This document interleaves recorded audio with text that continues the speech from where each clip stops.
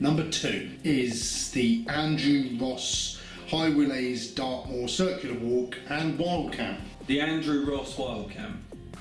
Are you shitting me? Is he choosing these just because it's like my worst camping experiences? It was our first episode of the new year, the second year, and this is our third wild camp. Trev's got this route, so we're following this route that Andrew Ross has given to us, which is good. And one of our subscribers, a chap called Andrew Ross, had emailed me with this circular walk.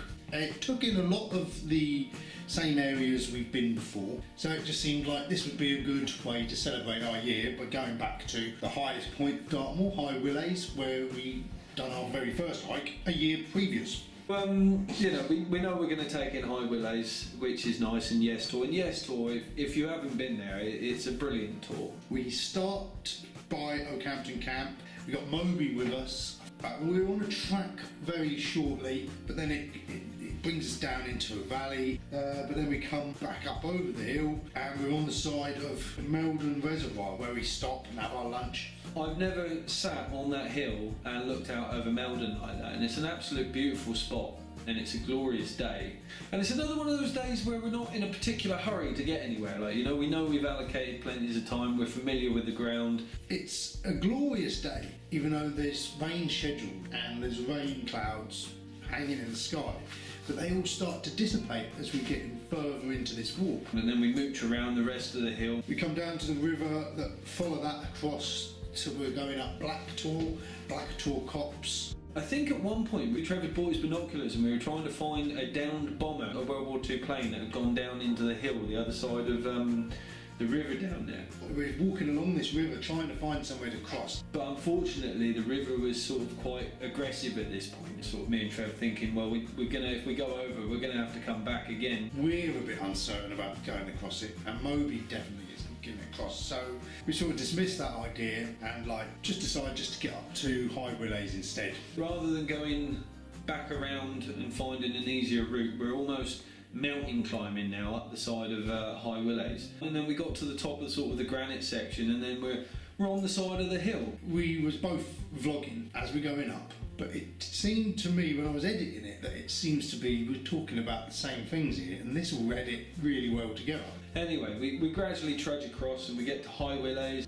But it's been a long day and we haven't really been up at all. It's getting on like 3-4 o'clock in the afternoon, and it's great to be up there, and we give it a summon or nothing. And then over to Yes Tour, and it always feels like Yes Tour, but should be the higher one. It's a much more eye-catching, grand tour. We go down the other side of Yes Tour and up Westmill Tour. And Westmill's a lovely tour as well. It's kind of overshadowed by the fact that it's got Yes Tour in the background, but it is a lovely little tour. It's a beautiful place to be. And then down the other side, and there's like this little ledge. It goes down to this nice little protected area, really green, lush, flat area. I think of all the times we've been wild camping, this was the best pitch we ever had. It's my first time out in my Van Gogh Banshee as well. I'm really excited to have it, my own little sort of 2-man, 1-man tent. So I set this tent up. Nath goes and sets up his tarp. Whilst sort of scouting the area, I found where someone's set up a GPMG. A GPMG's a belt-fed general purpose machine gun. And what else are you going to do? I haven't brought a book with me, so I decided I'm going to spend some of my evening putting all of these casings and links back together. And he's made up this big Rambo belt, which increases me up really, because he's always on about whittling down the kilos, and there he is carrying all this metal.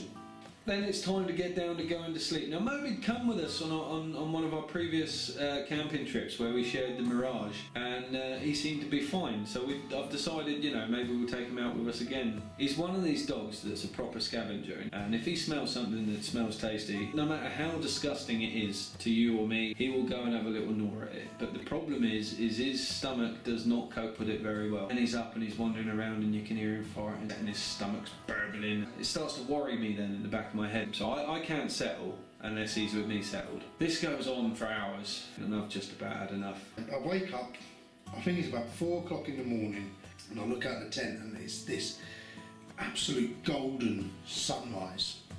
So I do a time lapse of the sun sort of rising out of the clouds. It's just a magical morning.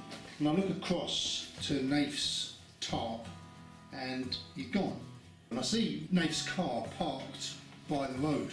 And then the next thing I know, I'm waking up, staring at the window, and it's bright sunshine outside, and there's just a Trev, and he is, as ever, unacceptably happy to be awake at that time in the morning. So I try to wake him up. Nath, come and have a look at the clouds, and I'm going to go up on that other tour over there. And Moby gets all excited, so Moby gets out the car, and they go off doing a walk, whilst I'm dazed and confused trying to catch up for only having had like 2.5 hours sleep. So I take this walk up onto Votor, and you could look from where we was everywhere, you know, and it was just like this sea of cloud below. Real magical morning. And Nath, as usual, missed it. So your number 2, Trev, is again another horrendous wild camp for Nathan.